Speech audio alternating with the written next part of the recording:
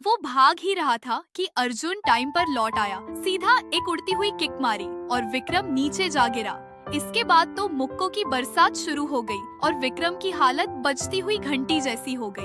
अब जरा सोचो, 80 साल पहले की वो कार्टून सीरीज कितनी जबरदस्त थी। अर्जुन पैरों से ही मीरा को उठाता है और हवा से भी तेज भागता है। मीरा कुछ समझ नहीं पाती और अर्जुन एक एक कर सभी मुश्किलें पार कर जाता है।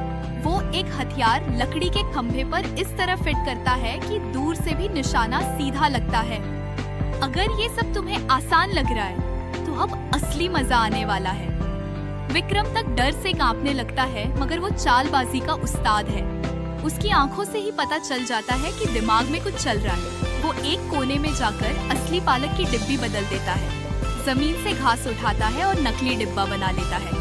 फिर अर्जुन से मिलते हुए बड़ा मासूम बनकर हाथ मिलाता है और मौका देखकर वही नकली डिब्बा उसे थमा देता है, जैसे कह रहा हो, चलो अब भिड़ते हैं। वो एक अंडा उठाकर पीछे फेंकता है और शीशे के जरिए निशाना लगाता है, बिल्कुल सटीक। लेकिन असली चाल तो ये थी कि अर्जुन फिर से धोखे में आ जाता है। नकली पालक खाते ही उसका दिमाग घूम जाता है। वो लड़खड़ाता हुआ विक्रम की ओर बढ़ता है, मगर सिर चकराता है, होश उड़ जाते हैं। अब हालत ये हो जाती है कि सामने खड़ा दोस्त उसे कोई पागल राजकुमार लगने लगता है। वो उसका हाथ पकड़कर डांस करने लगता है। उधर विक्रम हंसी से पागल हो रहा होता है, पर अगले ही पल वो हवा में उड़ जाता है।